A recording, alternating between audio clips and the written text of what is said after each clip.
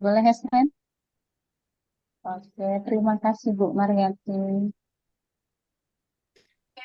Baik Ibu Fasil, mohon izin teman-teman dan Ibu Fasil, izinkan kami untuk memulai pada kegiatan hari ini. Kita mulai dengan berdoa terlebih dahulu. Semoga kegiatan elaborasi pada siang hari, semoga semuanya bisa mengikuti dengan lancar, sehat, tidak termasukkan. Lanjutkan. Ya, terima kasih Bu Mariati. Alhamdulillah kita sudah Sama-sama. ucapkan doa semoga kegiatan kita ke depan diberi keberkahan oleh Tuhan Yang Maha Esa. Dan kita bisa seberkahan ilmu dan pengalaman-pengalaman kita hari ini. Oke Bapak Ibu, sudah ada 18. Mungkin ada juga yang beberapa sudah jatuh saya.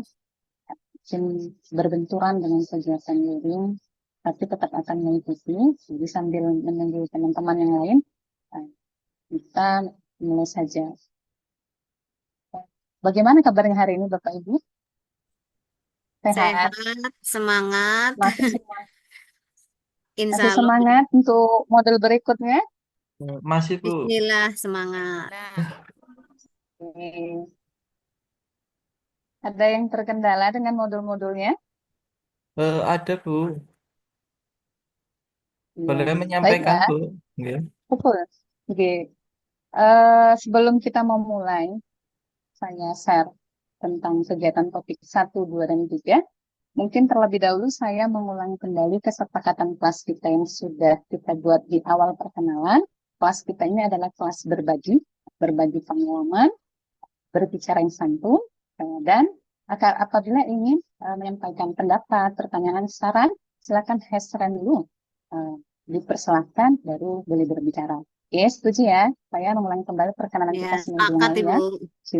Tapi, oke. Tapi sebelum ke sana, sebelum saya membuka berbagi, nanti saya share screen, saya ingin saya kita ada dari guru SD, guru TK ya, PAUD, SD, SMP, SMA, jenjang pendidikannya.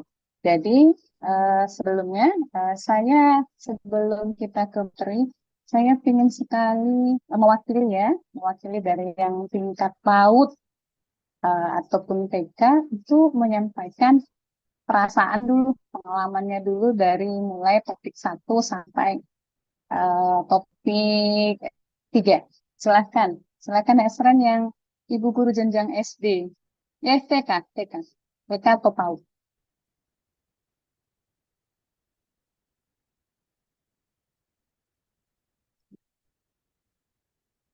Belum ada nih ya. Ibu Zainul sepertinya dalam apa saya? Ibu Zainul ya. Ya, Bunda. Ya. Oke, silakan Ibu, silakan. Terima kasih waktunya, Bunda. Assalamualaikum warahmatullahi wabarakatuh. Waalaikumsalam warahmatullahi wabarakatuh. Pengalaman yang menarik bagi saya ketika saya belajar di modul 1, meskipun saya sendiri eh, menyadari banyak sekali kekurangan-kekurangan ketika saya belajar di modul ini, tapi alhamdulillah setelah saya eh, belajar dari modul topik 1 ini, eh, banyak sekali pelajaran yang bisa saya pelajari untuk mengimplementasikan di kelas saya, terutama tentang UDL. Eh, Kemarin yang dipelajari itu tentang ini Bunda, ragam main yang menggambar itu. Nah, ada tugas untuk menggambar. Salah satunya karena saya punya anak berkebutuhan khusus, pola pikirnya itu sebenarnya sudah kelompok A, tetapi kata bundanya, dia anaknya masih berpikirnya jadi kayak anak umur 2 tahun. Jadi ketika saya berinteraksi itu terkadang anaknya suka lari-lari begitu. Tapi alhamdulillah dengan menggambar itu jadinya kita tahu. Kemarin kita suruh gambar yuk tempatnya di mana yang pas. Ternyata dia gambar pohon. Bahkan ketika saya tanya itu berbeda dengan apa yang saya pikirkan. Ternyata dia lebih menyukai ketika anaknya itu belajar di bawah pohon seperti itu. Diajak bercakap-cakap juga lebih enjoy. Biasanya kalau diajak bercakap-cakap itu lari-lari Bunda. Jadinya nggak mau diem anaknya. Kadang malah suka berbicara sendiri, menjawab. Kita tanya apa, jawabannya apa, begitu. setelah diobservasi selama 2 hari ini ketika diajak di bawah pohon, kalau yang lain kan belajar di dalam, tetapi dengan DIBEN kami itu belajarnya di bawah pohon sendiri, jadi cuma berdua. Artinya saya harus mengikuti anaknya, memfasilitasi anaknya. Saya yakin ke depannya, mungkin saat ini baru di bawah pohon, tapi saya yakin ke depannya anaknya pun akan mau berbaur dengan teman-teman yang lain. Sungguh pengalaman yang luar biasa, Bunda. Oke, terima kasih Bu Zain. Sudah melakukan penerapan melalui belajar di modul topik 1 ya tentang UDN. Oke, selanjutnya ini yang dari jenjang SD. Boleh, Hesre? Silakan yang bersedia.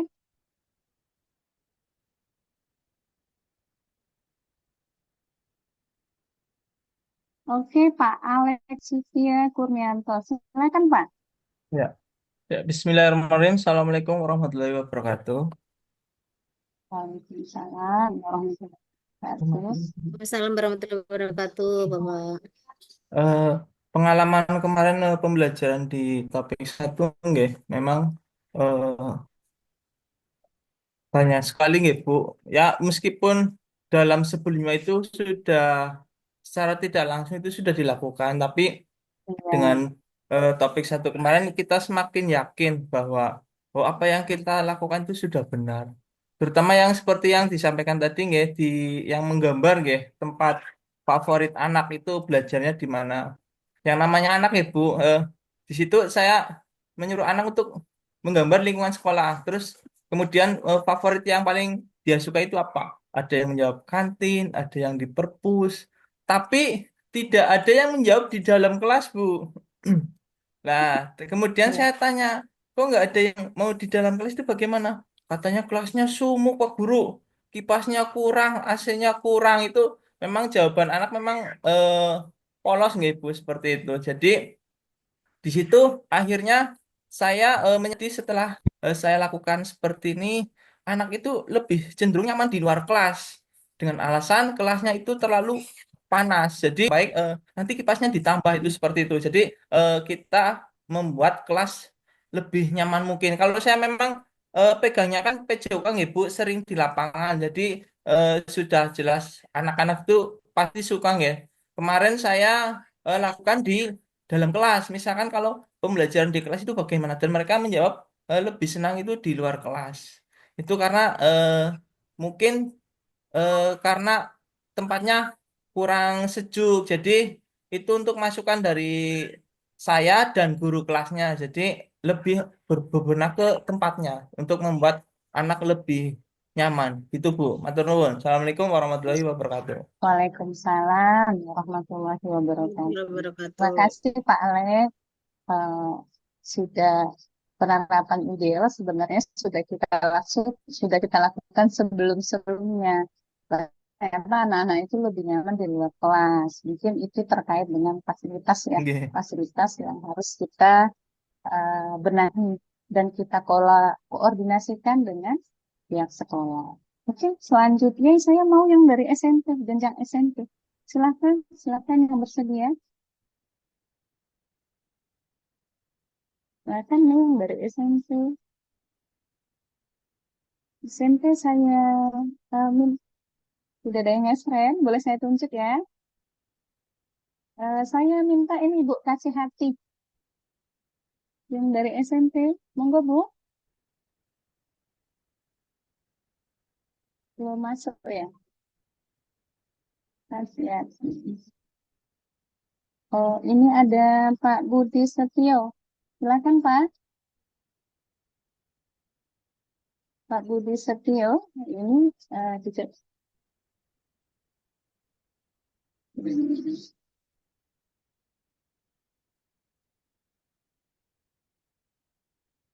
Ibu Hanis Nurwidayati dari SMP ya, Bu.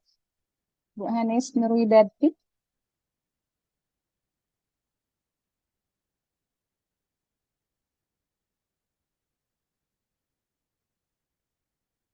SMP. Masih belum banyak yang bergabung ya. Oke, saya satu lagi lah pesannya dari Ibu Titi Latifah. Silakan Ibu.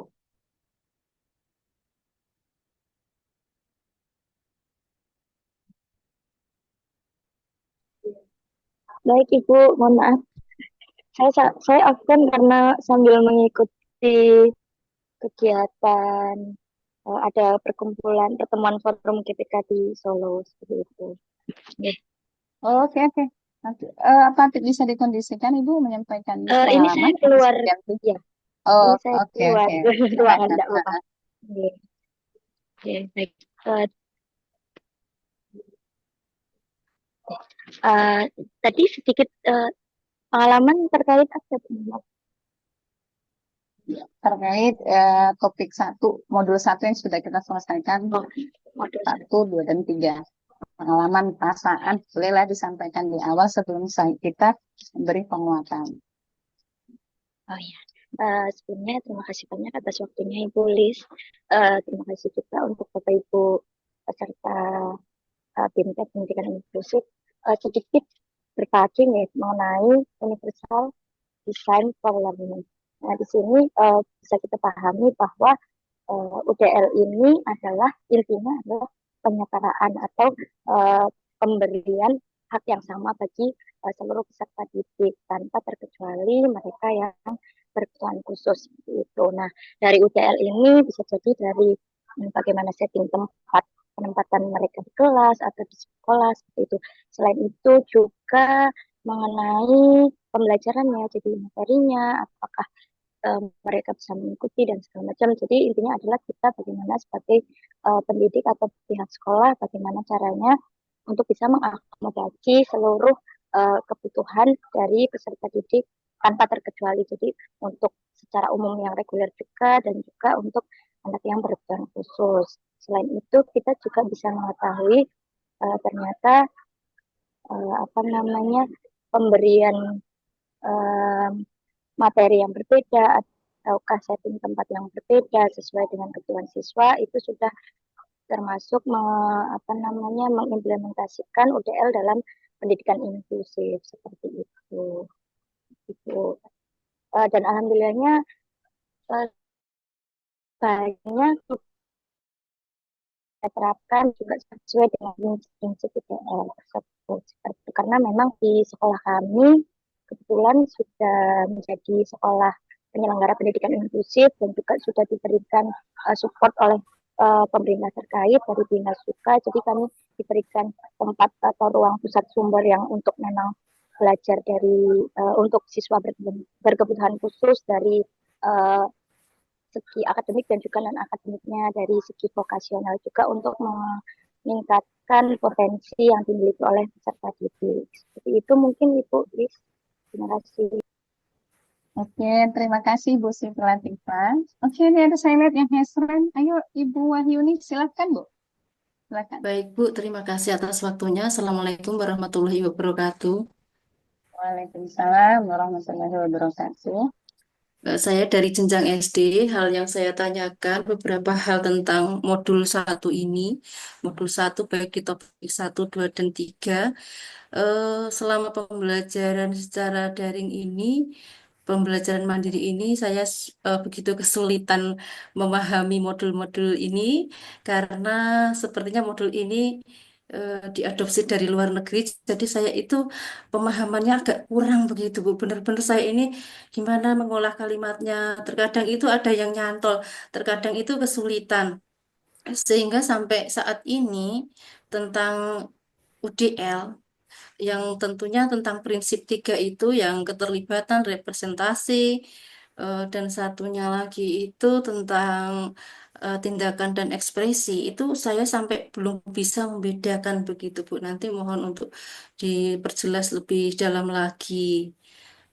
Kemudian untuk perasaan saya mengikuti pembelajaran tentang UDL ini, saya begitu bersemangat, namun begitu dengan pembelajaran mandiri yang sangat benar-benar saya itu sudah benar atau belum pengerjaan tugas saya. Begitu saya itu sedang bertanya-tanya, tanya sama teman-teman yang lain juga. Saya juga nggak ngerti Bu, benar tidaknya begitu. Nanti untuk diperjelas lagi mengenai yang 3 prinsip dalam pembelajaran UDL tadi, nggih Bu. Nggih, terima kasih. Assalamualaikum. Waalaikumsalam Waalaikumsalam warahmatullahi warahmatullahi wabarakatuh. wabarakatuh. Oke, Ibu Wahyuni, karena kita di sini semua banyak, nanti kita bercerita pengalaman, kemudian berbagi praktik terkait dengan UDL. Ya memang ini Bu diadopsi dari luar negeri Australia. Kita kemarin pembekalannya memang dengan dari Australia langsung. Ya memang modulnya ini mengadopsi pakai bahasa Inggris semua Bu. Makanya kita kadang agak kaku mengartikannya. Tapi meskipun begitu, karena kita di sini adalah ajangnya untuk berbagi pengalaman, nanti kita akan berbagi bagaimana UDL itu. Oke, masih ada yang ingin menyampaikan sebelum saya share? Oke, saya coba izin saya share ya Bu. Nggih, Bu. Nggih.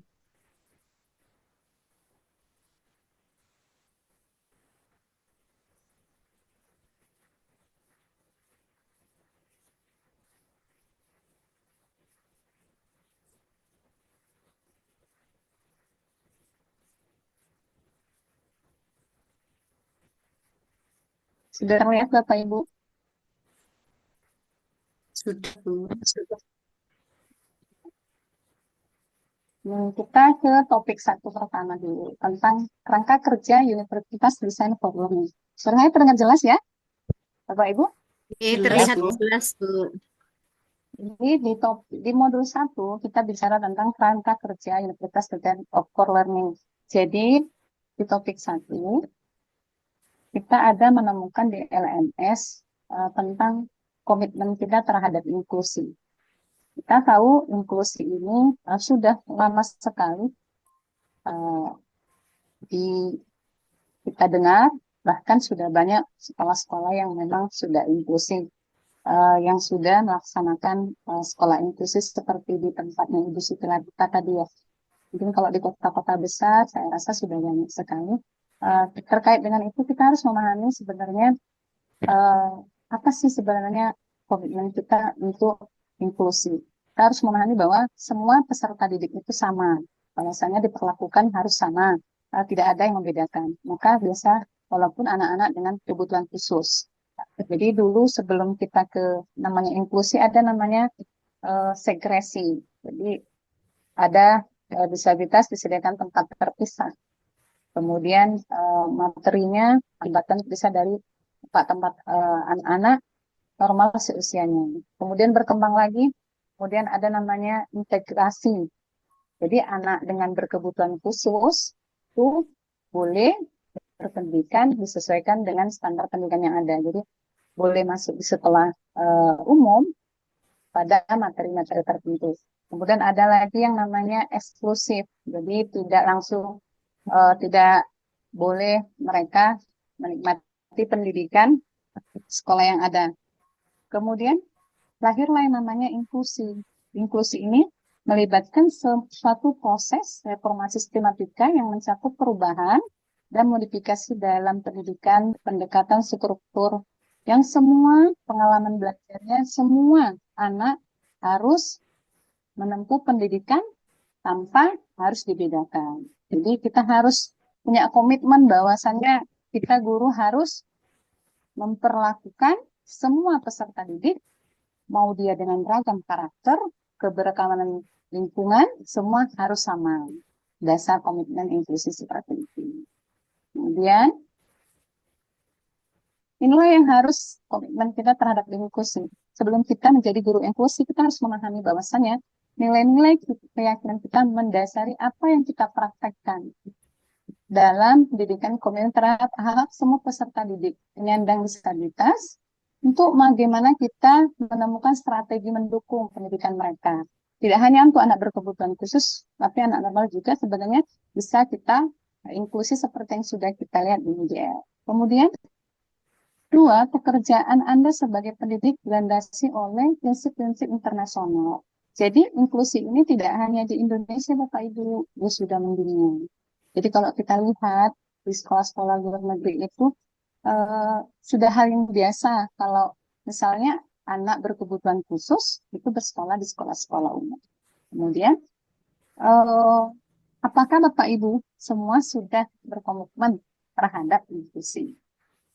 Mungkin kita boleh kembali merefleksi diri kesiapan kita terhadap inklusi dan bagaimana kita memandang pendidikan bagi semua peserta didik itu sama. Seperti itu. Mungkin ada yang ingin menyampaikan komitmennya terhadap inklusi. Saya yakin Bapak Ibu semua yang ada di sini bukan pertama sekali menikmati pendidikan inklusi, karena dari hasil kita kemarin polling, ternyata Bapak Ibu sudah melewati Bintek, ada yang Bintek WPK, dan ada lagi yang sudah di PNM ya, tentang pendidikan dasar inklusi. Jadi saya yakin bukan hal baru tentang inklusi, dan kehadiran Bapak Ibu di sini sebenarnya adalah bukti nyata bahwasannya Bapak Ibu punya komitmen dengan inklusi. Setuju tidak ya Bapak Ibu? Kalau kita yang berada di sini, semua Setuju. setuju Setuju, ya, Bu. yang semua berada di sini berarti guru-guru hebat yang siap untuk melakukan pendidikan inklusi. Di sini ada yang ingin ditanyakan? Oke, silakan Pak Alex. Oke, Pak Alex. Ya, Alex izin Sutia bertanya gitu. Santoso. Oke. Oke. Kalau komitmen saya dari awal itu sudah komitmen Bu, hingga sampai sekarang ya saya terus mengikuti kayak gini pelatihan inklusi ya. Namun sampai sekarang itu belum ada perhatian Bu dari dinas terkait. Itu bingungnya seperti itu Bu. Eh, Kita kan di sekolah tidak hanya mengajar anak saja, ada kerjaan lain-lain, nggih. Kalau misalkan saya terlalu fokus walaupun nggih, di situ kan GPK-nya saya Bu. Kalau saya terlalu fokus di situ juga pekerjaan yang lain akan terbengkalai juga Bu, karena di samping saya GPK, eh, guru PJOK juga administrasi sama pelaporan bos itu yang mengerjakan saya. Jadi kalau saya terlalu berfokus nggih. Contoh saya fokus membuat alat peraga untuk besok pagi nggih. Itu nantinya ya kemungkinan kerjaan yang lain itu tidak keburu juga, Bu. Itu eh, solusinya itu bagaimana biar ada perhatian dari dinas terkait, Bu. Nggih, matur nuwun. Oke, terima kasih Pak Alex. Sekolah Pak Alex, sekolah inklusi Nggih, Bu. sudah ini di daerah mana ya Pak Alex? Di Brebes di Kecamatan Songgom, Bu. Oh, berarti Pak Alex sendiri yang GPK di sekolah Pak Alex ya? Nggih, pertama dapat undangan itu langsung dari SIM PKB, katanya sekolahnya masuk sekolah inklusi. Jadi kebetulan Ibu Kepala Sekolah mengutus saya. Hmm.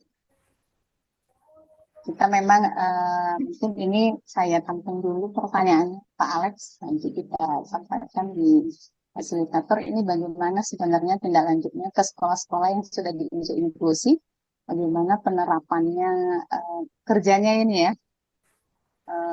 Mungkin pembagian tugasnya Pak Alex ya, terkait pembagian tugasnya ya Pak Alex.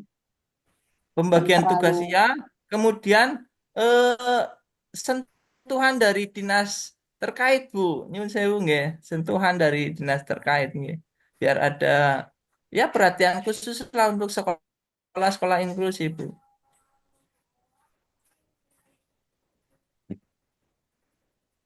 Oke, selanjutnya ada lagi tadi yang saya lihat Hefren.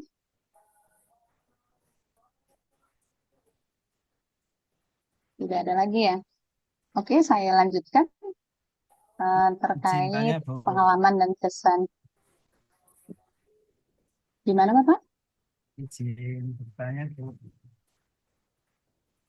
Silakan Pak, silakan. Boleh Aku Hesren dulu Pak, terkait saya kadang tidak terlihat. Boleh Hesren ketika akan bertanya dan menjawab, jadi saya bisa lihat. Oke Pak Fakih, silakan. Bentar, Bu. Ini Bu, terkait sudah bunyi Bu suara Sudah, saya. sudah jelas, sudah jelas. Ini masih berhubungan tadi dengan Bapak siapa yang tadi menanyakan ini. Pak Terkait Alex, komitmen, ya, Pak Al, komitmen pendidikan inklusif. Eh, Terkait program pemerintah yang saat ini memang sangat sangat apa ya, dan membangun perhatian khusus, artinya pendidikan itu bisa diakses oleh seluruh lapisan, baik itu siswa reguler maupun yang PDBK.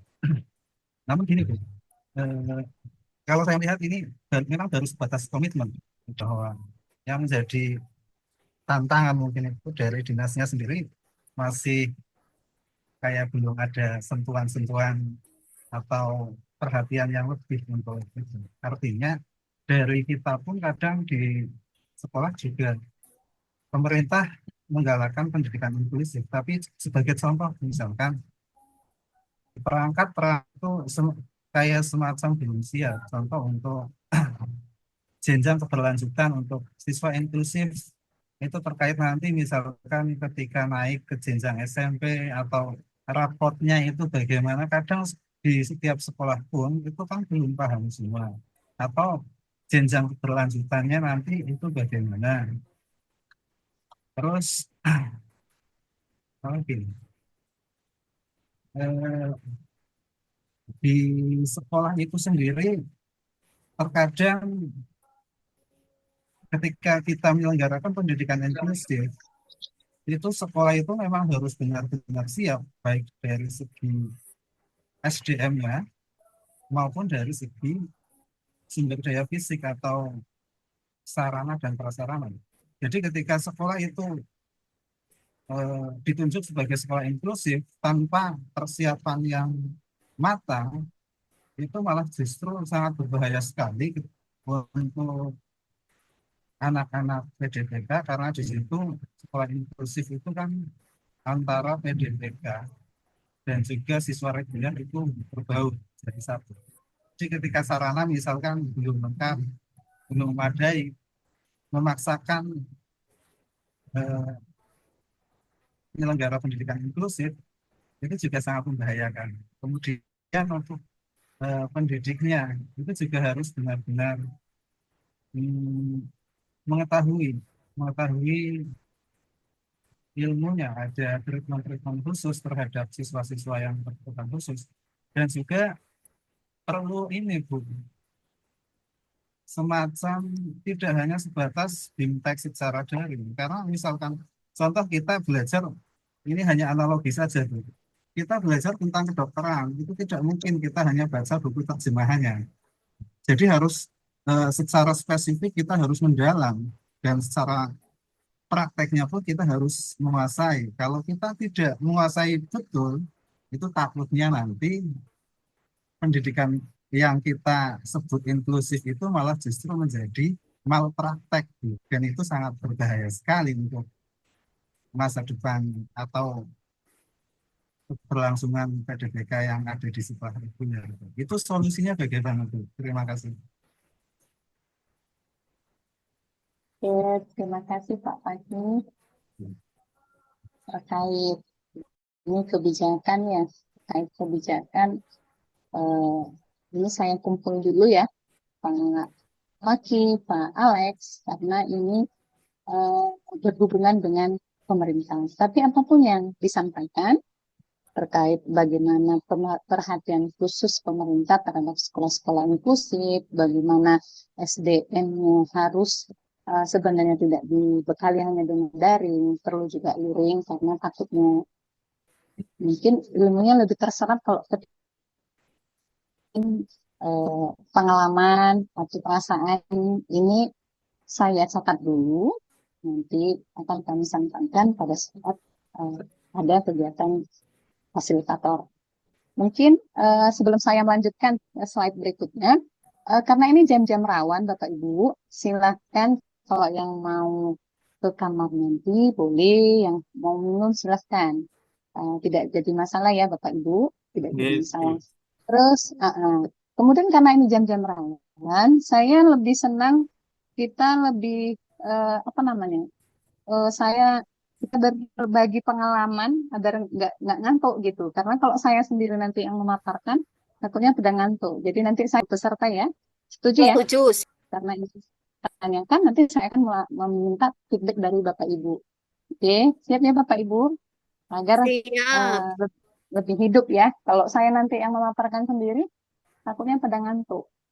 Oke, selanjutnya ini Bapak Ibu, karena kita ini kelas berbagi dari awal kesepakatan kelas, kita di sini berbagi pengalaman, berbagi ilmu dan karena kita di sini berbeda jenjang pendidikan. Ada yang PAUD, TK, TK, SD, SMP, SMA. Maka lingkungan belajarnya pun pasti berbeda-beda, pengalamannya juga berbeda-beda, karakter anaknya juga berbeda-beda.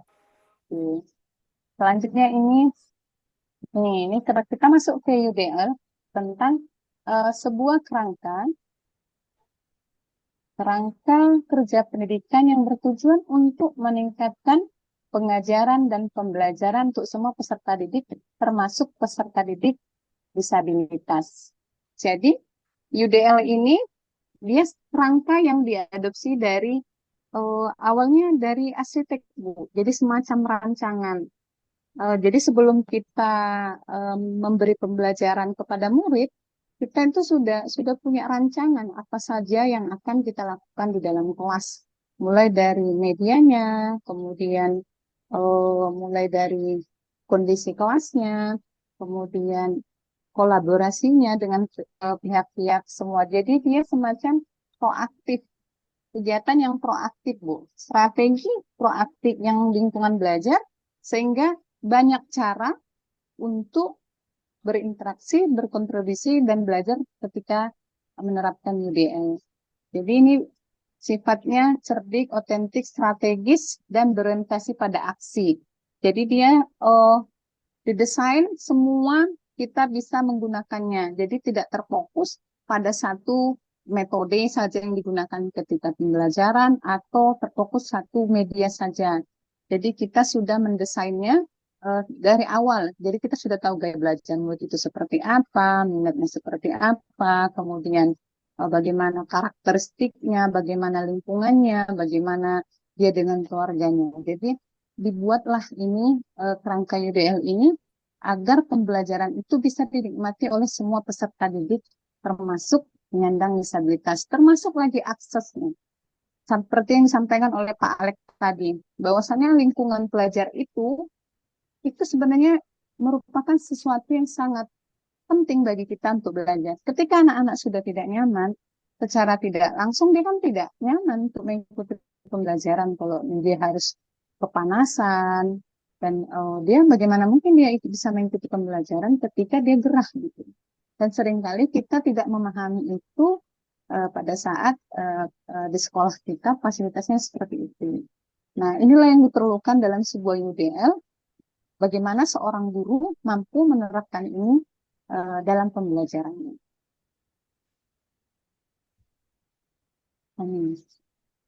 Ini tadi ada 3 prinsip utama UDL, Bu. 1, merancang berbagai sarana keterlibatan. Yang kedua, merancang berbagai sarana representasi. Yang ketiga, rancangan berbagai sarana aksi dan ekspresi. Jadi kita sudah masing-masing melihat di LMS ya Bapak Ibu ya, bahwasanya ada 3 prinsip utama yang harus kita terapkan dalam pembelajaran UDL. Jadi ada yang keterlibatan, representasi, dan kemudian sarana aksi dan ekspresi. Cuman bagaimana sebenarnya item-itemnya ini, tadi seperti yang disampaikan Bu Mariati ya, saya bingung Bu nih gimana sebenarnya membedakan keterlibatan, representasi, kemudian aksi dan ekspresi. Itu dari Bu Mariati tadi ya Bu ya, tadi yang bertanya di awal tadi. Mungkin kita lanjut ke slide berikutnya. Nah, ini dia. Ini yang namanya di dalam sarana keterlibatan, ada 3 item di situ. Menghargai minat dan identitas. Jadi, menyediakan berbagai tingkat tantangan yang sesuai dengan keterampilan dan minat peserta didik yang berbeda. Jadi, seperti di sekolah umum yang reguler, itu kan banyak muridnya ya, banyak yang memiliki minat yang berbeda-beda, kemudian memiliki keterampilan yang berbeda-beda, kemudian gaya belajar yang berbeda-beda. Ada yang auditori, ada yang visual, ada yang kinestetik. Jadi kita harus bisa melihat ke arah mana minatnya, agar semua bisa terakomodir bahwasanya mereka terlibat di dalam kegiatan pembelajaran. Jadi memang ibu guru itu harus tahu bagaimana siapa sih sebenarnya peserta didik kita. Maka ada namanya asesmen. Asesmen itu adalah bagaimana kita mengetahui sebenarnya karakteristik, kebutuhan, kemudian minatnya, bakatnya kemana. Jadi kalau kita sudah tahu apa saja, misalnya ada 20 orang murid nih, bagaimana kita mendesain kelas kita itu dia terlibat sesuai dengan minat dia. Maka kalau anak-anak atau peserta didik kita mengikuti pembelajaran sesuai dengan minat, dia itu pasti bersemangat belajarnya. Jadi kalau anak yang tidak suka dengan mendengar, ya fasilitasi dengan visual. Jadi Bapak Ibu, saya yakin Bapak Ibu semua yang ada di sini adalah bukan guru-guru baru, semua sudah. Saya yakin masih semuanya di atas berpengalaman. Saya yakin itu bagaimana kita memfasilitasi minat keterampilan peserta didik kita. Kemudian ada namanya usaha dan ketekunan. Nah, berkelanjutan Bapak Ibu, setiap melakukan sebuah pembelajaran, kita harus tahu tujuan apa yang hendak kita buat. Kemudian tujuannya jelas. Tujuan apa? Setelah kita melakukan, sudah tahu nih minat, identitas, kebutuhan belajar. Kita harus tahu tujuan yang jelas dan mengajak kolaborasi. Jadi tidak ada lagi bahwasanya pembelajaran itu miliknya guru gitu, suka-sukanya guru gitu. Jadi kita bagaimana kita melibatkan, mendorong sebuah kolaborasi. Tidak, jadi semacam apa namanya, memberi kesempatan kepada peserta didik untuk dia mampu mengikuti pembelajaran menurut versi dia terbaik seperti itu. Jadi biarkan dia berkembang sesuai dengan keinginan kebutuhannya. Kitalah guru yang memfasilitasi agar ia bisa menemukan pembelajaran dia sendiri. Itu kemudian membangun emosional, keterampilan proses belajar sendiri. Jadi sebenarnya bagaimana kita di UDL ini, bagaimana kita mengelola peserta didik kita belajar sesuai dengan minat dan keterampilannya, sesuai dengan gaya belajarnya, kebutuhannya, dan dia mampu terampil dalam pembelajarannya tersebut. Sehingga secara tidak langsung, secara emosional pun, dia mampu membangunnya sendiri. Seperti itu. Mungkin sebelum saya lanjutkan Bapak Ibu terkait keterlibatan, mungkin boleh Bapak Ibu yang ingin menyampaikan apa namanya, masukan atau pernyataan terkait keterlibatan yang sudah Bapak Ibu terapkan di kelas selama mengikuti kegiatan pendidikan berjenjang dan pendidikan inklusi. Karena saya yakin Bapak Ibu sudah melakukan hal ini. Mungkin dalam bentuk pola yang sudah dilaksanakan. Praktek nyata itu ketika kita ilmu itu lama lengketnya itu ketika kita langsung mengaplikasikan pada dunia nyata, seperti itu, aksi nyata, seperti itu. Mungkin boleh Bapak Ibu bercerita tentang bagaimana Bapak Ibu dalam keterlibatan terkait yang ketiga ini dalam pelaksanaan pembelajaran yang di sekolah. Silakan, ini Bu Mariati. Saya lihat S-Ren. Silakan Bapak Ibu Mariati. Ini siap, Ibu. Terima kasih atas waktunya. Mohon izin Ibu dan juga teman-teman guru hebat semuanya terkait dengan pembelajaran UDL. Nuwun sewu, ini pemahaman saya itu kan mirip sekali dengan pembelajaran diferensiasi, Ibu, menurut saya. Karena karena diferensiasi itu memang terkait kita harus memenuhi kebutuhan belajar murid. Di sini memang ada beberapa tadi yang disebutkan, memang ada 3 nih gaya belajar dari siswa. Tadi yang kinestetik, audio, dan juga visual. Ini untuk pengalaman saya terkait dengan, karena kebetulan di tempat saya itu yang inklusi, karena memang sebetulnya kita itu tidak maksudnya tidak boleh untuk menolak nih, tidak boleh untuk menolak siswa yang nuwun sewu ABK sih nggih. Tapi memang kita keterbatasan khususnya untuk guru, pemahaman dan juga mungkin juga istilahnya itu ilmunya yang belum untuk bisa memenuhi dari apa yang dibutuhkan oleh siswa ABK. Karena kemarin juga saya pernah siswa saya ini speech delay nggih. Kalau terkait dengan fisik alhamdulillah tidak, cuman speech delay jadi dia susah nggih, susah untuk mengutarakan pendapatnya. Tetapi siswa tersebut sangat-sangat pintar menghitung dan juga kalau istilahnya itu mengikuti pelajaran insya Allah bisa, hanya susah nih, susah untuk berbicara seperti itu. Nah, yang saya sudah pernah lakukan ini untuk melibatkan ini terkait dengan keterlibatan terkait dengan keterlibatan agar siswa itu menjadi sumber belajar juga. Jadi center center student nggih. Jadi kita selaku guru dan juga pendidik itu hanya menjadi fasilitator. Saya pernah melakukan proyek yaitu tidak harus berupa produk nih. Jadi proyeknya itu kita membuat topi koki. Pertama-tama itu semua siswa istilahnya itu karena ada yang suka. Jadi yang suka audio, maksudnya yang suka menyanyi, ya seperti itu saya nyanyi duri duri dam seperti itu. Terus kemudian yang suka kinestetik keindahan juga saya layani. Jadi mereka sambil istilahnya itu ya bukan berjoget nih, sambil menggerakkan tubuhnya kita nyanyi bersama, melihat video, kemudian ini yang keterlibatannya itu menggunting bersama, kemudian kita menggambar istilahnya ekspresi kita, karena ekspresi itu kan juga ada teknik stopnya gitu. Jadi emosi wajah di topinya di atas kepala, maksudnya nun sewu di depan dahi itu istilahnya apa yang kalian rasakan dan kebetulan semuanya happy. Jadi untuk mulutnya itu gambarnya happy semua. Nah, kemudian itu yang pernah saya lakukan untuk keterlibatan dengan siswa. Jadi karena pemahaman saya itu masih di pembelajaran diferensiasi, Bu. Jadi belum istilahnya ya sudah istilahnya sudah nyenggol ke UDL seperti itu. Jadi saya masih UDL-nya itu juga masih kayaknya ini dengan diferensiasi ya. Jadi kita memenuhi kebutuhan belajar murid dengan gaya belajarnya yang sangat beragam seperti itu.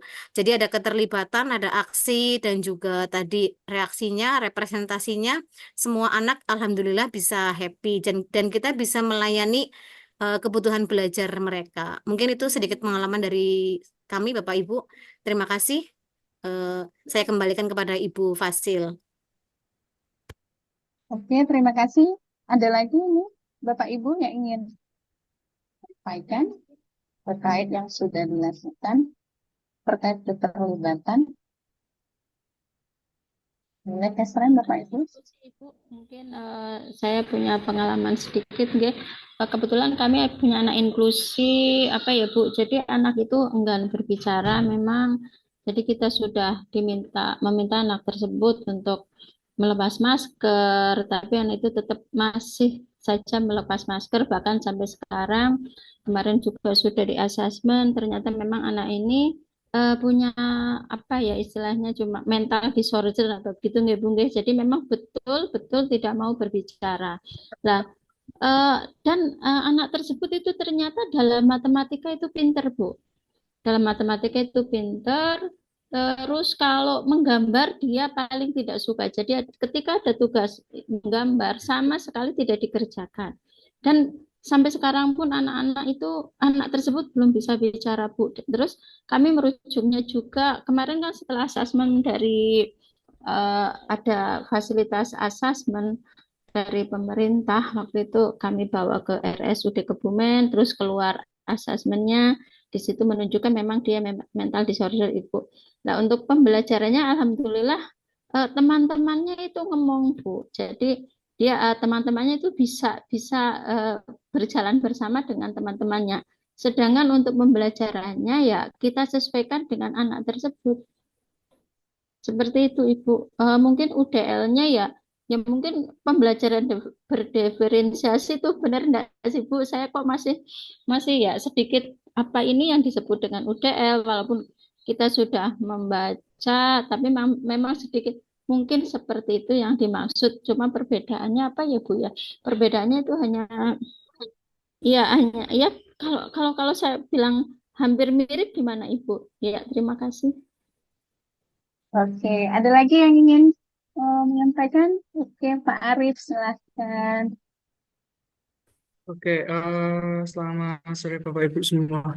Iya, terkait diferensiasi dan UDL ini sepengetahuan saya ya, sebetulnya dua pendekatan ini memiliki kesamaan dengan tujuannya. Jadi dua-duanya itu tujuannya untuk memberikan pembelajaran kepada semua siswa tanpa melihat kekurangan ataupun hal-hal hambatan yang dihadapi oleh anak. Tetapi eh, dari pendapat saya, perbedaan antara UDL dan diferensiasi itu, kalau UDL itu dirancang dari awal, Ibu. Jadi Bapak Ibu semua ketika mau menerapkan UDL itu sebelum kita masuk ke dalam pembelajaran itu kita sudah tahu bahwa oh ternyata di kelas saya itu ada anak dengan gaya belajar visual, ada anak dengan gaya belajar audio, ada yang audio visual, ada yang kinestetik seperti itu. Sehingga untuk penerapan UDL ini nantinya ketika jenengan mau menjelaskan tentang misalnya di SD eh, tentang rantai makanan seperti itu ya. Nah, Bapak Ibu itu sudah menyiapkan beberapa penjelasan yang didukung dengan media. Jadi kalau di pembahasan kita ini kan sarana. Jadi misalnya di awal Bapak Ibu bisa menampilkan PPT untuk anak-anak yang visual. Tetapi dalam penerapannya jenengan menjelaskan untuk semuanya.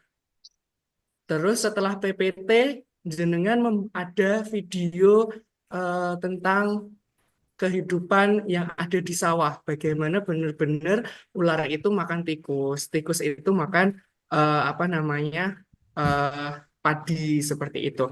Nah, lalu jenengan bisa memberikan LKPD untuk misalnya menempelkan. Jadi anak-anak yang eh, belajar juga gitu.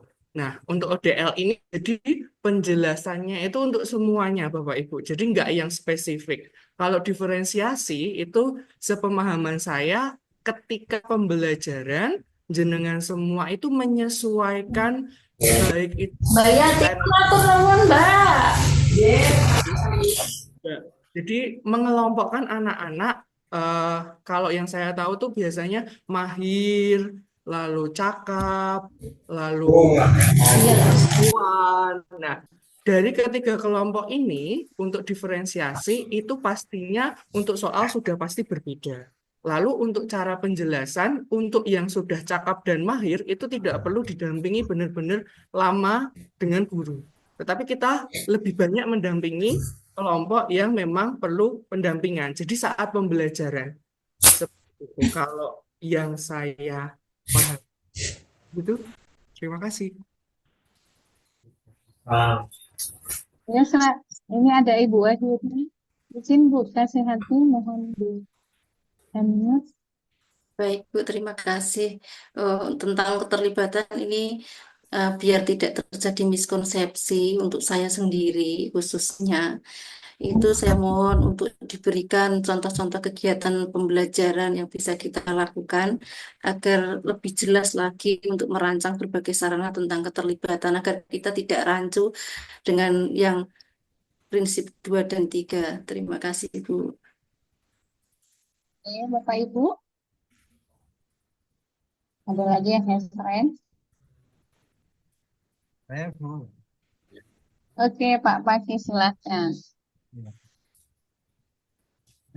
Tadi sedikit menanggapi dari Mas Arifli bahwa terkait perbedaan antara UDL dan diferensiasi.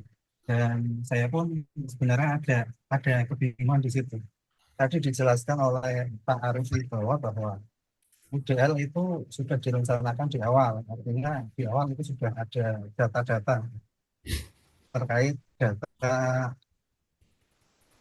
peserta didik, kebutuhan peserta didik, dan diferensiasi itu muncul ketika di pembelajaran. Malah justru pemahaman saya gini, Bu. Diferensiasi itu juga sejak awal artinya eh, di kurikulum Merdeka kan itu yang ditekankan kan diferensiasi itu. Artinya diferensiasi itu juga melalui kegiatan asesmen awal atau dulu juga disebut dengan asesmen diagnostik, yang di dalamnya di situ ada asesmen diagnostik akademik dan non akademik. Nah, tadi yang dijelaskan Pak Arif Wibowo bahwa diferensiasi malah justru muncul di pembelajaran saja, padahal di situ kan dijelaskan dalam asesmen itu kita akan menggali kebutuhan-kebutuhan atau gaya belajar siswa. Berarti kalau di situ bagaimana ini Bu? Apakah saya yang bingung atau gimana Bu? Mohon jelaskan Bu. Oke, Bapak Ibu. Terima kasih. Ada lagi Bapak Ibu? Semua yang disampaikan oleh Bapak Ibu, baik itu tentang pernyataan dan masukan, itu pada dasarnya betul. Misalnya ada kesamaan yang membuat kita bingung, ini UDL itu diferensiasi ya. Karena pada dasarnya semua bagaimana mengakomodasi kebutuhan belajar murid. Bagaimana kita bisa memberikan terlayani semua peserta didik. Nah, cuman yang paling menonjol di UDL, nah, bagaimana peserta didik dengan kebutuhan khusus juga terlayani dengan baik. Kalau didiferensiasi kan dia tidak ada menonjolkan anak dengan kebutuhan khusus. Itu yang mungkin harus saya diperjelas, karena diferensiasi tidak ada mengatakan, oh diferensiasi anak berkebutuhan khusus. Tapi namun UDL akan bahwasanya khusus untuk anak berkebutuhan khusus, maka dibentuklah sebuah pendekatan UDL seperti itu. Itu yang pertama.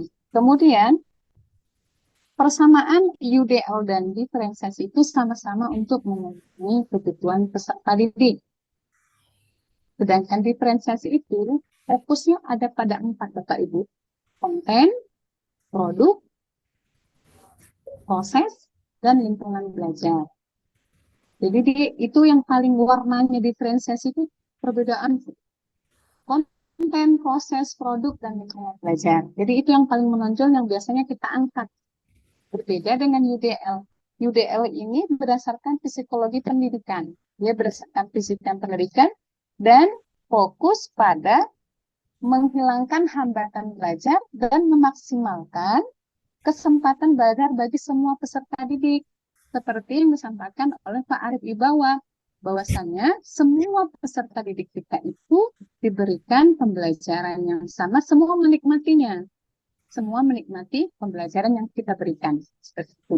Jadi, kalau terjadi hambatan belajar dengan teori, dengan pendekatan atau rancangan UDL, itu bisa diatasi seperti itu. Itu yang paling kontras, yang khasnya UDL adalah pendekatan proaktif dan kerangka desainnya proaktif untuk meminimaliskan hambatan pembelajaran dan memaksimalkan kesempatan belajar pada semua peserta didik, khususnya anak dengan hambatan, anak berkebutuhan khusus atau yang memiliki disabilitas. Seperti itu Bapak Ibu. Itu yang saya pahami tentang UDL. Seperti itu. Kemudian UDL itu dia berdasarkan ilmu saraf. Kita lihat ya sama-sama di LMS ya. Jadi ada beberapa saraf di kepala manusia ini yang memang dia ada kecenderungan ke sana. Jadi kita nggak bisa, istilahnya harus yang kita memaksakan dia, ternyata dia nggak bisa seperti itu. Jadi ada di situ ilmu saraf dan psikologi kognitif yang menekankan perlunya menciptakan lingkungan belajar yang fleksibel sejak awal. Jadi memang dari modul yang kita baca, UDL ini memang dirancang sejak dari awal. Memang dirancang sejak dari awal dan bisa berubah berkembang sesuai dengan lingkungan belajar yang sedang kita alami. Misalnya nih Bapak Ibu nih sudah nih mau belajar seperti ini. Desainnya rancangannya dari rumah sudah kita buat nih RPP-nya. Dan itu bisa berubah secara fleksibel tergantung kebutuhan dan keberagaman peserta didik kita. Maka akan terjadi misalnya seperti tadi disampaikan oleh Pak Alex, boleh ya belajar di luar ruangan ketika tidak kondusif untuk belajar di dalam ruangan. Silahkan saja, itulah namanya penerapan UDL. Penerapan UDL di mana kita mampu mencari alternatif untuk pembelajaran yang bisa fleksibel dan dinikmati oleh semua peserta didik. Seperti itu. Jadi Bapak Ibu, kita tidak kaku lagi belajar itu harus dalam kelas, boleh kok di bawah pohon sepanjang anak-anak suka gitu. Jadi tidak mesti harus ya terlalu kaku. Tidak mesti yang semua yang kita sudah desain itu harus terlaksana sesuai dengan tujuan pembelajaran yang sudah kita desain dan pada prakteknya itu bisa berubah. Seperti itu. Boleh saja. Itu yang saya pahami tentang UDL. Seperti itu. Terkait dengan keterlibatan Bu Wahyuni, saya memahami sebuah keterlibatan namanya terlibat. Berarti ada 20 murid, pastikan 20 murid itu sudah terlibat pada pelajaran apapun yang sedang Ibu tampilkan. Misalnya pada materi apapun yang sedang Ibu buat. Misalnya tidak ada lagi dari 20 murid itu tidak terlibat dalam materi yang Ibu ajarkan, cuma dalam format yang berbeda-beda sesuai dengan kebutuhan mereka. Jadi kan Bu, kadang-kadang kita ibu guru ini suka sekali kalau misalnya ada yang nggak bisa yang seperti ini, jadi dia nggak dilibatkan gitu. Padahal dia mungkin boleh jadi dia terlibat di dalam hal lain seperti itu. Maka pastikan menghargai minat dan identitas murid. Jadi pengakuan Bu. Jadi konteks keterlibatan itu keberadaan murid itu harus kita hargai ada di situ. Jadi konteksnya seperti itu Bu. Realnya di lapangan gitu. Jadi jangan dicuekin, gitu, Bu. Jangan walaupun dia kayak ngeselin banget gitu loh Bu. Oh, kayaknya dia nggak bisa apa-apa gitu. Kayaknya dia nggak dia apa-apain pun materi apapun dia nggak bisa gitu. Nggak boleh Bu. Itulah UDL Bu. Libatkan dia apa saja yang bisa libatkan. Ya bisa cuma gunting, gunting lah. Bisanya cuma mungut sampah lah. Itu sebenarnya dalam konteks misalnya ada origami, menggunting. Dia nggak bisa ngapa-ngapain, dia bikin rusuh aja gitu. Ya setidaknya guntingan origami yang jatuh, ya dia mungkin senang ngomongnya silahkan aja diambil. Dia sudah terlibat. Secara sebenarnya memanusiakan bagaimana memanusiakan peserta didik kita melalui penerapan UDL. Jadi pada dasarnya guru yang memahami karakter, minat, identitas, asesmen, dia pasti bisa melibatkan semua murid. Mungkin seperti itu dulu Bu Wahyuni yang bisa saya sampaikan. Mungkin kalau ada yang silahkan. Ibu bisa Esren boleh juga. Ibu bisa bertanya? Boleh, Begini Bu, Bu, kalau misalnya itu sekolah inklusi ya Bu, apa wajib menerima semua, tetapi kalau misalnya anak tersebut betul-betul tunagrahita yang parah, itu bagaimana Bu? Kan Bapak Ibu guru yang di sekolah reguler juga merasa kesulitan Bu, walaupun mungkin sudah berlabel GPK, itu bagaimana Bu? Karena kan kalau di reguler kan siswanya itu banyak nggih Bu, nggih. Jadi tidak sedikit, terus apa wajib diterima gitu Bu atau terus langsung dibuat asesmen terus harus ke sekolah PKH gitu loh Bu. Terima kasih. Ya terus Ibu, ya ini saya mungkin yang cerita. Down syndrome itu. Yang Down syndrome. Oke, cerita pengalaman sedikit ya Bu. Saya tidak bisa mengatakan diterima atau tidak, tapi pendidikan tidak boleh menolak anak berkebutuhan khusus. Tapi tergantung kesiapan sekolah, guru-guru juga itu kan harus dikomunikasikan Bapak Ibu. Namun pada hakikatnya anak-anak berkebutuhan khusus yang inklusif, sebelum kita eh, dalam penerimaan murid baru misalnya seperti itu kan, sebenarnya sudah ada tim, ada namanya tim asesmen, ada juga hasil psikolognya, kemudian ada juga mungkin dari riwayat lahirnya, kita bisa lihat sebenarnya perlunya kerjasama antar kita untuk mengetahui asesmen dari awal seperti itu. Apakah dia bisa mengikuti pembelajaran di sekolah umum? Nah, kalau itu di Indonesia, Bapak Ibu, kalau di Indonesia mungkin seperti ini memang masih rancu karena masih banyak guru-guru kita yang belum dibekali bagaimana kebutuhan khusus. Tapi pada prakteknya inklusi Bapak Ibu semestinya anak berkebutuhan khusus walaupun dia tidak bisa apa-apa, konteks dasarnya adalah walaupun dia cuma bisanya duduk, dia tetap harus terima di sekolah normal. Ya, dia cuma bisa duduk, ya duduk saja Bu di kursi roda, ya silakan saja. Itu sebenarnya konsep inklusi Bapak Ibu. Jadi silakan saja sebenarnya anak berkebutuhan khusus walaupun dia tidak bisa mengikuti pembelajaran karena dia punya materi khusus. Makanya tergantung sekolah khususnya kesiapan guru SDM-nya ya Bapak Ibu ya. Kemudian kerjasamanya dengan orang tua itu juga sangat perlu seperti itu Bapak Ibu. Tapi kita masih wacana seperti ini masih sangat banyak di sekolah-sekolah yang memang tidak siap dengan inklusi. Jadi harus diterima atau tidak? Saya tidak bisa mengatakan harus dan tidak Ibu. Tapi konsep inklusi adalah kesiapan kita menerima semua peserta didik pun dengan disabilitas. Cuman harus kerjasama. Mungkin seperti itu Bu Kasihati. Kalau misalnya kita memberikan pandangan, mungkin kalau misalnya di SPK itu anak-anak kan ini Bu lebih tertangani dan mungkin keterampilannya itu lebih banyak daripada di sekolah reguler.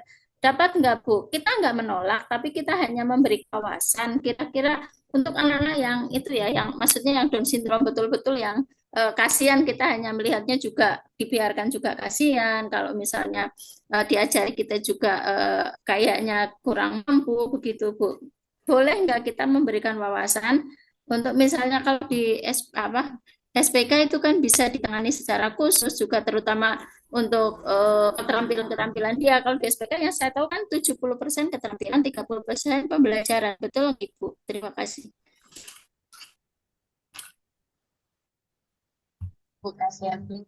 Nanti pertanyaan Bu Kasihati terkait memberikan wawasan, boleh menolak atau tidak, mungkin nanti saya sampaikan ke teman-teman fasilitator sebaiknya bagaimana. Mungkin saya kurang kurang bisa memberi solusi kalau boleh apa tidak Bu.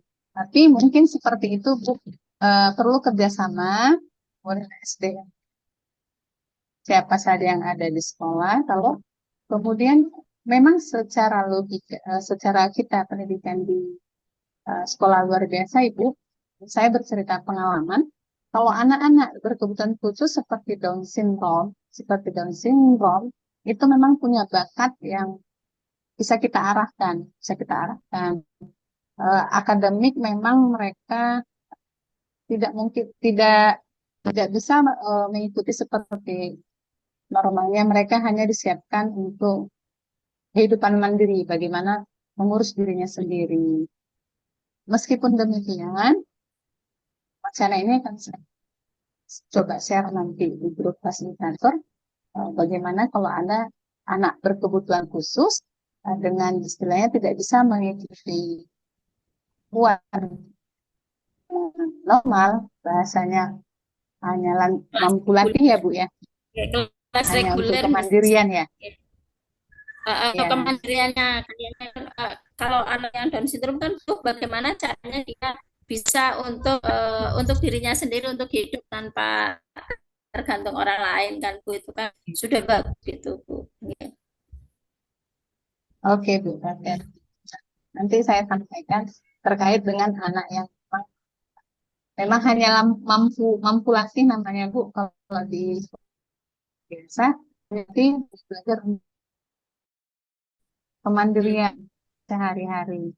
Jadi untuk akademik mereka mungkin mengalami hambatan dan bagi saya Oke. itu punya pertanyaan yang menarik Bu. Nasihatnya itu saya sampaikan terkait dengan makna inklusi dan IDL ya. Oke. Pak Ibu, saya lanjut dulu ya.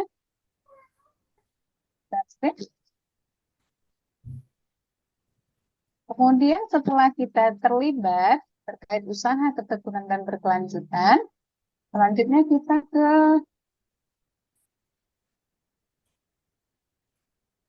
silakan Bapak Ibu yang mau minum, mau kamar mandi, mau sholat, silakan ada apa-apa ya. Kita kita berbagi saja, kita rileks saja ya. Kita sharing ya Bapak Ibu, biar tidak ini selanjutnya. Ya Pak Alex, silakan Pak Alex. Izin Bu mau bertanya nggih. Kalau misalkan yang peserta didik berkebutuhan khususnya nanti misalkan kelas 6 ya Bu. Nah, itu ijazahnya gimana Bu? Terus kalau misalkan ada orang tua minta petunjuk meneruskannya kemana itu bagaimana Bu? Kalau dirapotkan kita memang ada catatan khusus nggak Bu, siswa dalam siswa memiliki siswa berkebutuhan khusus. Tapi kan nanti ijazah itu seperti apa Bu? Izin Pak Alex itu siswa berkebutuhan khusus. Ya, hambatan apa ya? Eh, yang pertama dia itu di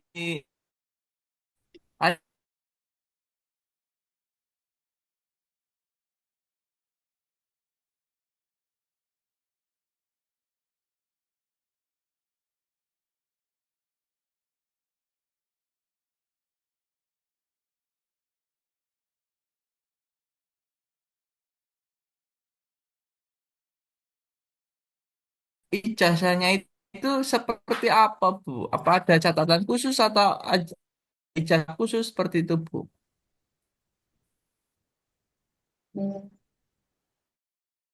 Oh ya Bu, Wani silakan Bu ini. Bu, menanggapi Pak Alek ini. Nah, di Oke. sekolah saya kan sudah meluluskan anak dengan hiperaktif, ADHD itu sama autis juga pernah, tunadaksa juga pernah. Nah, itu ijazahnya sama saja kok, dan juga bisa sekolah di sekolah-sekolah.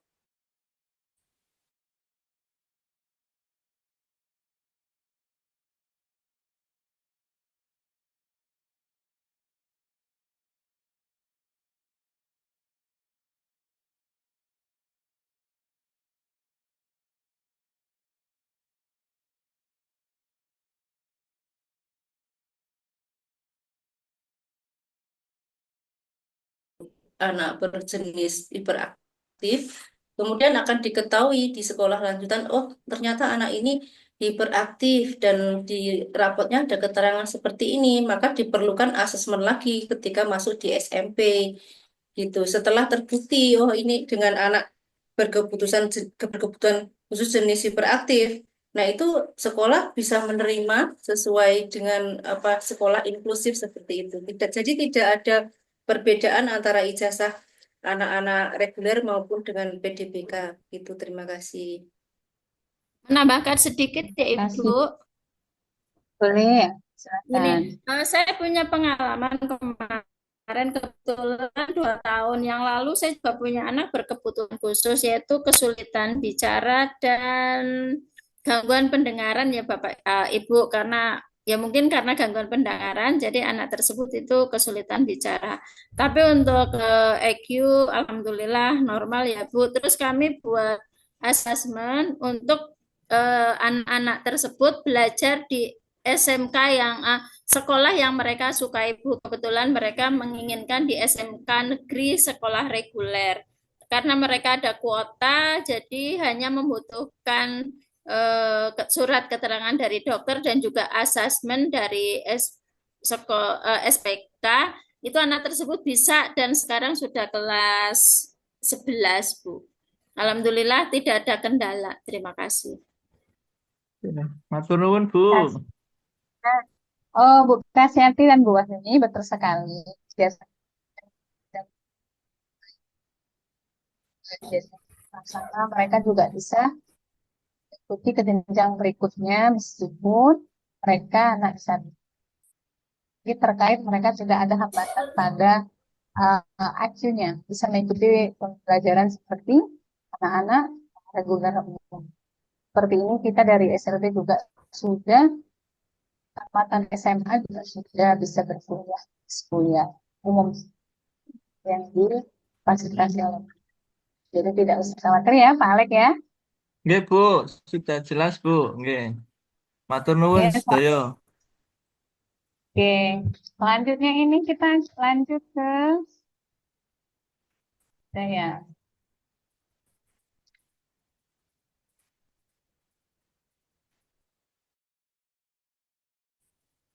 Ini terkait dengan representasi, itu ada 3 juga. Persepsi, bagaimana kita informasi harus dapat diakses melalui berbagai modalitas indera. Jadi persepsi ini terkait bagaimana informasi itu sampai kepada semua peserta didik dengan berbagai cara. Ini berkaitan juga dengan bahasa dan simbol. Jadi kita ada nih yang kira-kira yang kita bisa tidak bisa dipahami dengan materi, tulisan boleh kita buat dengan simbol, grafik, atau petunjuk-petunjuk yang memudahkan peserta didik bisa melakukan pembelajaran dengan baik. Informasi itu, misalnya ini saya baca di LMS, misalnya kalau Bapak Ibu, persepsi itu dapat mudah dipahami oleh murid. Kemudian membangun pemahaman yang kolaboratif itu pengetahuan yang sama. Jadi bagaimana kita menciptakan sarana representasi ini bisa dipahami dan dimengerti oleh peserta didik. Seperti itu ya Bapak Ibu ya. Saya lanjut dulu ya Bapak Ibu karena kita masih topik 2 dan topik 3 hari ini juga ya.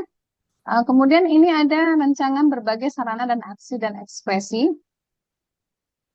Ini terkait interaksi. Bagaimana kita merancang ruangan kelas yang disesuaikan dengan kebutuhan interaksi semua peserta didik. Kemudian ada lagi ekspresi dan komunikasi. Menyediakan berbagai mode ekspresi guna minimalkan hambatan komunikasi dan menyampaikan ide konsep. Kemudian ada lagi di item aksi dan ekspresi itu pengembangan strategi, penyusunan strategi sesuai dengan kebutuhan dan membantu peserta didik memanfaatkan sumber daya dan alat yang tersedia. Jadi 3 prinsip UDL itu mulai dari tadi keterlibatan, kemudian representasi, kemudian aksi dan ekspresi ini adalah hal yang harus kita laksanakan atau lakukan di dalam penerapan UDL. Terkait bagaimana sebenarnya ini disesuaikan semua dengan kebutuhan belajar, media, kemudian keberagaman murid, dan tidak terlepas dari sumber daya dan alat-alat yang tersedia. Seperti itu. Jadi Bapak Ibu, silakan. Bapak Ibu, saya ingin tadi berbagi belajar mandiri yang telah Anda dapatkan. Saya ingin Bapak Ibu 4 orang ya. Saya ingin tahu pengalaman Bapak Ibu dari jenjang TK, SD, SMP, SMA terkait penerapan UDL yang sudah dilaksanakan di kelasnya masing-masing. Boleh ya Bapak Ibu, bagaimana dengan keterlibatannya, bagaimana dengan representasinya, dan bagaimana dengan aksi dan ekspresinya. Monggo Bapak Ibu siapa yang ingin hasran, silahkan. Contohnya di mana keterlibatannya, ekspresinya, di mana representasinya ketika pembelajaran itu Bapak Ibu laksanakan di kelas dengan penerapan UDL. Saya ingin dari Bapak Ibu menyampaikan dari yang SD dulu, yang saya mulai dari SMA. Kita di SMA tidak ya? Setiap jenjang sekolah berbeda ya kan Bapak Ibu. Kalau di SMA itu Itu bagaimana, di SMP bagaimana, dan di SMA bagaimana. Ibu, Ibu Deng Hesren, siapa yang bersedia walaupun jenjangnya? Hesren, Bapak Ibu. Coba saya Ibu Tias Panduati sudah ada belum? Ibu Tias Pandu, tidak masuk. Ya tidak?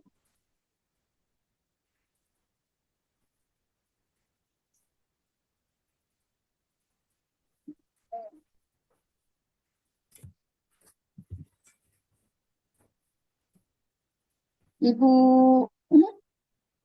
Kundar Wahyu, Pak Kundar Wahyu, apakah?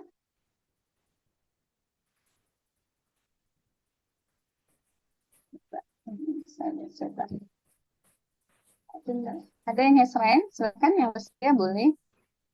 Terus saya tuh, oke Bu Sri Lestari Yuliani, silakan. Silakan Ibu.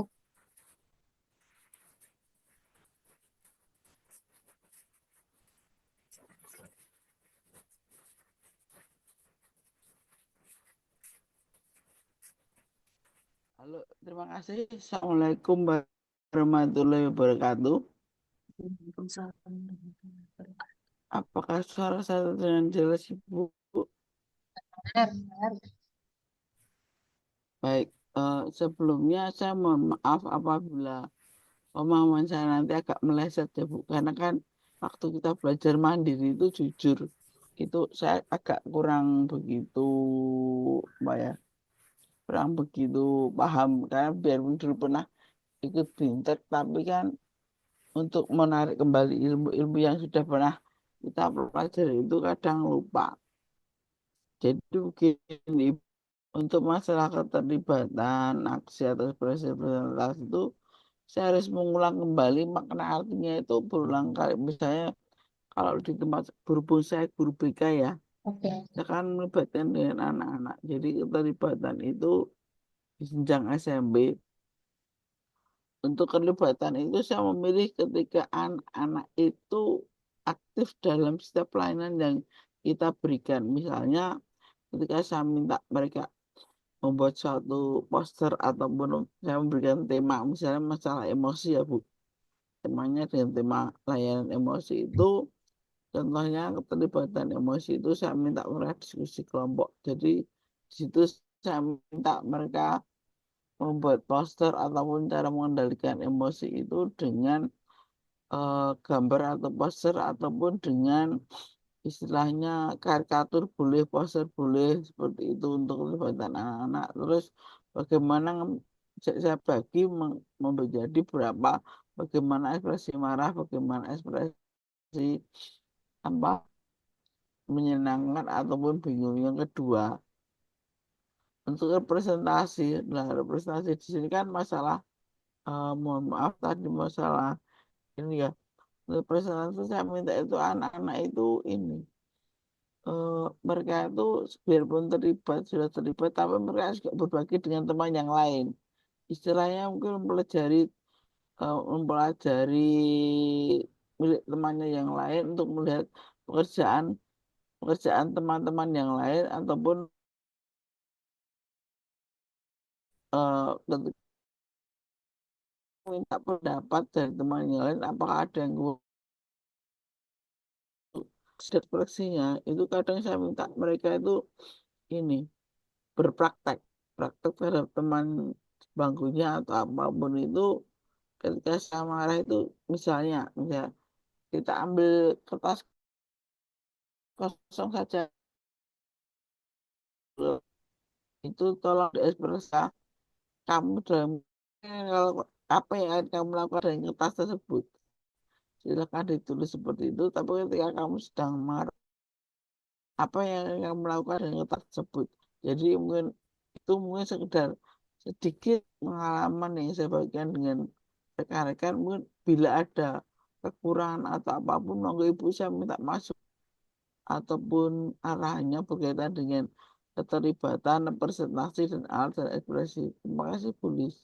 Oke, Assalamualaikum terima warahmatullahi wabarakatuh. Waalaikumsalam warahmatullahi wabarakatuh. Terima kasih Bu Sri Lestari. Bu Sri Lestari orang BK-nya, bimbingan konseling. Terima Ya, kasih pengalamannya tentang bagaimana ekspresi, ekspresi dan representasi. Nah, selanjutnya nih, ada yang headline atau saya tunjuk ya?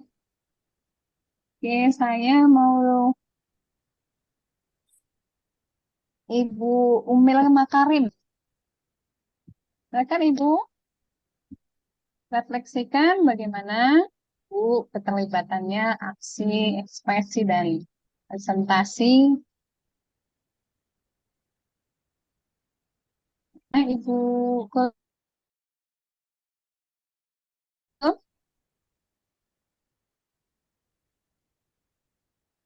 Ya Bu, tadi silakan Ibu. ada breaknya Bu tadi sedikit ini. Eh, saya agak ketinggalan tadi Bu dari awal Bu. Oh, Gimana Bu? Ibu refleksikan ya sudah Ibu terapkan di kelas terkait dengan keterlibatan aksi ekspresi representasi yang sudah Ibu lakukan terkait dengan penggunaan UDL. Baik Bu, terima kasih atas waktunya. Mohon maaf karena kami di sekolah deket. Mohon maaf ya Bu, ini off cam nggih. Apakah suara saya terdengar? Dengar Ibu? Iya. Kemarin memang belajar tentang UDL, kami sedikit mm, mencoba melibatkan siswa, salah satunya ya tadi menanyakan bagian mana yang tempat-tempat mana yang bisa digunakan paling suka untuk belajar. Mereka memang sebagian beberapa anak ada yang suka di taman, ada yang suka di kelas, ada yang suka mojok sendiri di dalam kelas. Memang mereka itu bervariasi. Nah, saya mempersilahkan mereka untuk mau belajar di mana. Kemudian saya mencoba untuk berkeliling sama mereka.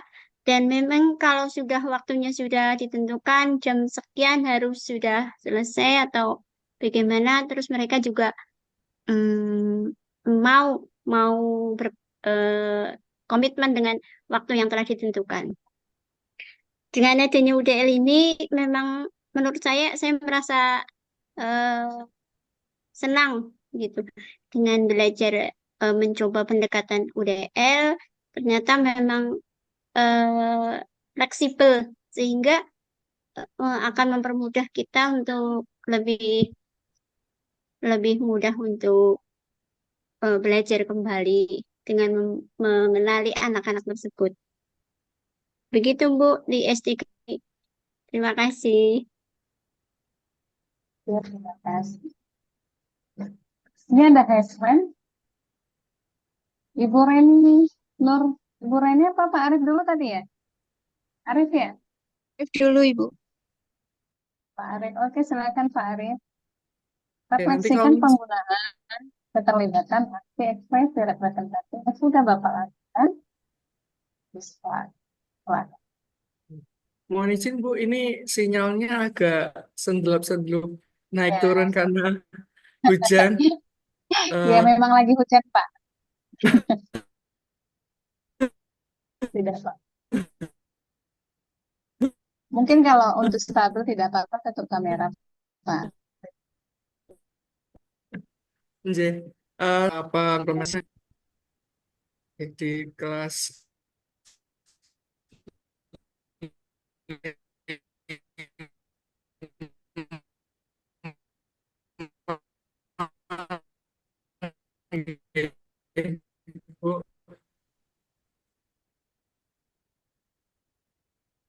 Izin Pak Arif, suaranya apa tidak terdengar apa saya sendiri ya?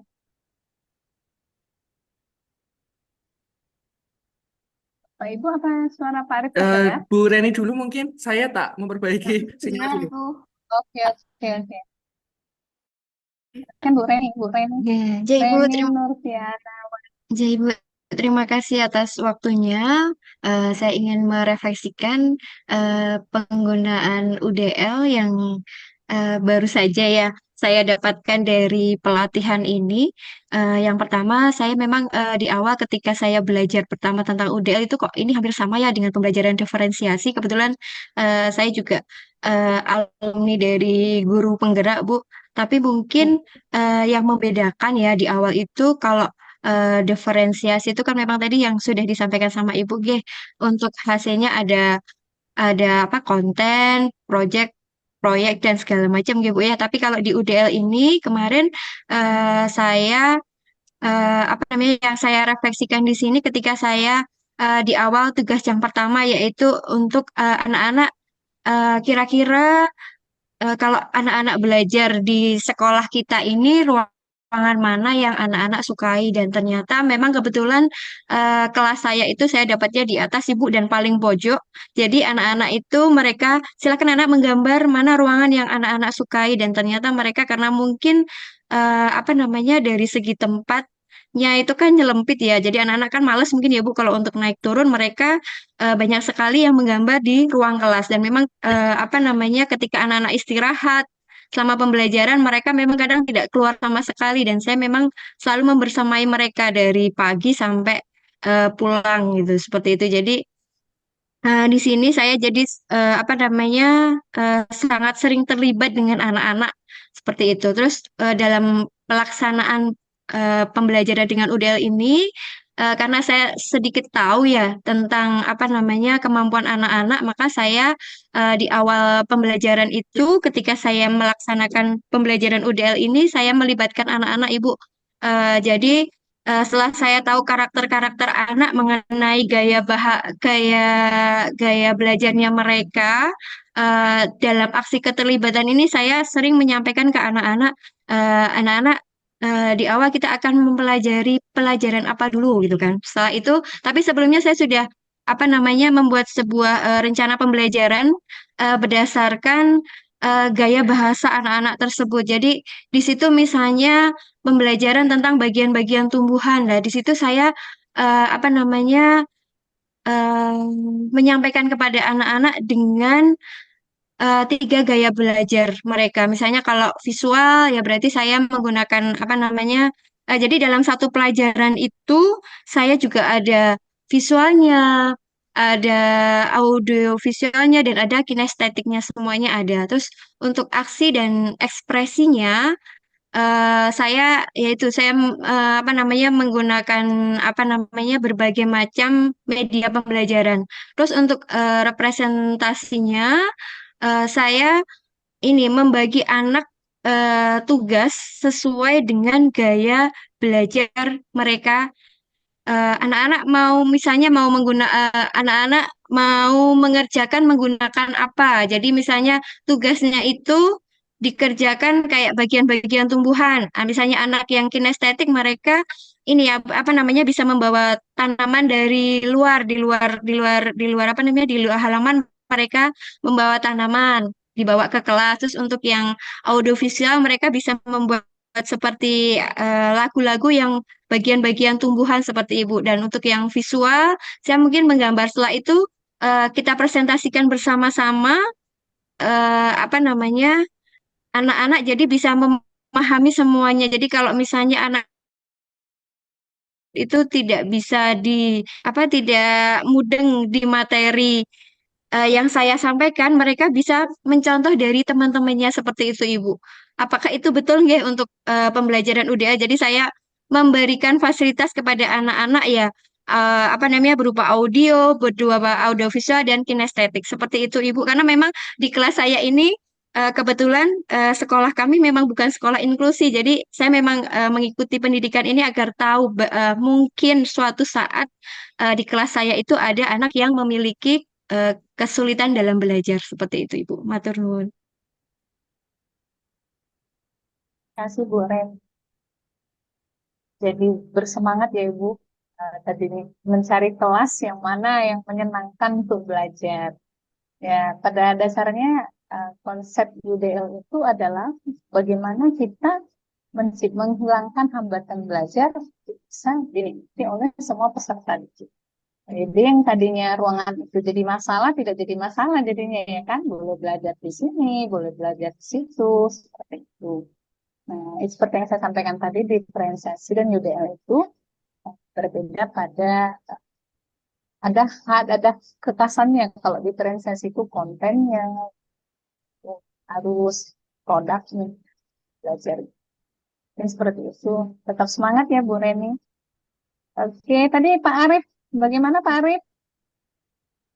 Oke, mungkin ini bisa tanpa kamera dulu ya Bu untuk menstabilkan Boleh, sinyal. boleh, boleh, Ya, silakan. saya ngajar di kelas 5 Ibu. Untuk anak-anaknya itu ada gaya belajarnya audiovisual, visual sama kinestetik. Untuk anak yang terindikasi PDBK, karena di kelas saya itu untuk yang PDBK-nya belum terasesmen secara eh, formal, artinya kami tidak bisa mengatakan bahwa mereka itu PDBK, tetapi terindikasi bahwa memiliki kesulitan belajar. Ada yang slow learner menurut saya, lalu ada juga yang ADHD atau memiliki keaktifan yang lebih dibandingkan teman-temannya. Ada 4 anak, sekitar 4 anak di kelas saya yang memiliki kesulitan belajar.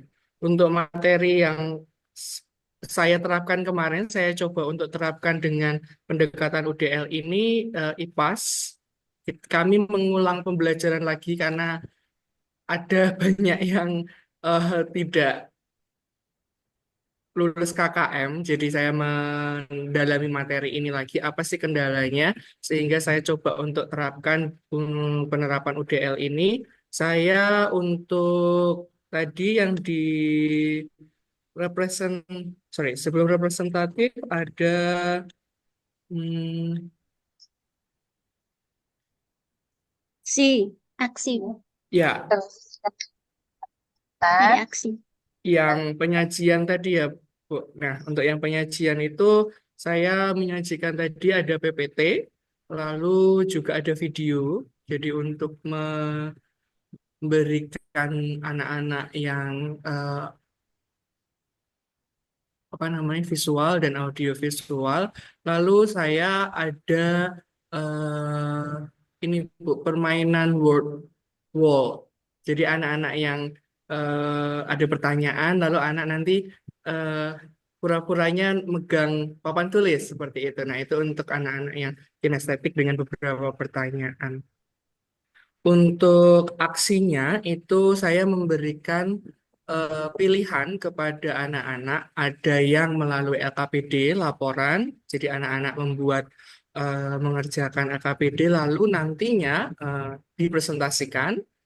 Untuk anak-anak yang ada lagi juga pilihan yang papan. Jadi kan saya buat papan urutan rantai makanan dan jaring-jaring makanan dan banyak hewannya. Nanti anak-anak bisa nempel-nempel di situ sesuai dengan kalau misalnya tanamannya nggak cuma padi aja, ada rumput, lalu ada bunga, lalu untuk hewannya juga banyak. Nah, itu lalu nantinya bisa maju ke depan untuk presentasi. Dan ada pilihan untuk drama. Jadi untuk anak-anak yang kinestetik yang aktif itu saya mikirnya bahwa bermain peran. Jadi siapa yang mau jadi tanaman, siapa yang mau jadi singanya, siapa yang jadi kelincinya. Jadi eh, dari pembelajaran ini saya melihat kelas itu justru hidup gitu. Saya merasa hidup walaupun saya merasa agak kesusahan ya Ibu. Maksudnya dengan waktu yang terbatas. Apa namanya, lalu materi yang padat juga karena kita juga nggak membahasnya satu materi itu, kesulitannya di situ. Tetapi untuk anak-anak nyaman, anak-anak senang, anak-anak eh, bisa terlibat aktif semuanya, tidak melihat antara, oh yang kalau misalnya nilai secara asesmen secara tertulis itu kan nanti kelihatan, oh dia dapat berapa, dia dapat berapa. Maka anak-anak yang kesulitan belajar ini nanti tetap akan terlihat sama teman-temannya. Nah, kalau seperti ini kan nggak terlalu terlihat itu untuk teman-teman yang lainnya dan semuanya juga bisa menikmati pembelajaran. Begitu Ibu, terima kasih. Oke, terima kasih Pak Arif. Eh, saya sebelum mau topik 2, saya masih dengan satu lagi. Refleksikan tentang penggunaan IDL, keterlibatan, aksi, ekspresi, dan representasinya ya. Adakah yang bersedia? Eh, Silakan Bapak Ibu.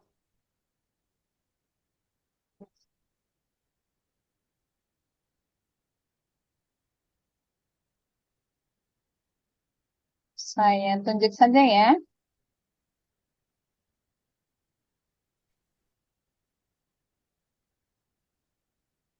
Dari adakah?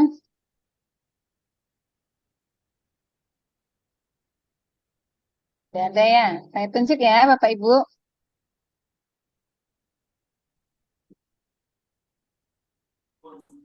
Nggih, Bu Mariati, silakan.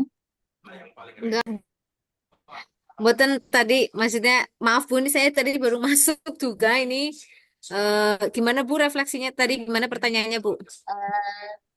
Coba refleksikan penggunaan UDL terkait keterlibatan, representasi, aksi, dan ekspresi yang sudah Ibu lakukan. Nggih, terima kasih Bu untuk waktunya. Jadi terkait dengan refleksi saya terkait penggunaan UDL, saya merefleksinya seperti ini Bu. Jadi karena kerangka UDL itu harus dipersiapkan sebelum istilahnya kita membuat sebelum kita melakukan pembelajaran gitu. Jadi adanya RPP atau rencana pelaksanaan pembelajaran. Jadi refleksinya mungkin saya itu pertama yang harus saya identifikasi kebutuhan khususnya kebutuhan belajar siswa yang terindikasi ABK. Mungkin saya lebih istilahnya ada metode pendekatan supaya nanti dalam kita membuat RPP lebih terfokus atau tertuju istilahnya tidak hanya untuk siswa yang normal atau seperti pada umumnya, tetapi juga bisa memfasilitasi anak ABK tersebut. Kebetulan karena yang saya pengalamannya itu karena itu di kelas saya terdahulu atau tahun ajaran kemarin Ibu. Dan kebetulan di tahun ajaran sekarang tidak ada. Jadi mungkin kalau misalnya nanti saya ada kelas rangkap karena kebetulan juga saya kurang guru nggih. Jadi ada itu di siswa kelas 3. Jadi nanti ada RPP yang bisa memfasilitasi semua itu, maksudnya untuk semua siswa ABK-nya. Jadi refleksinya saya lebih mendekati siswa tersebut karena memang seiring berjalannya usia mungkin berbeda ya Bu ya. Maksudnya perkembangan IQ-nya, perkembangan keterampilan motoriknya, keterampilan sosemnya seperti itu.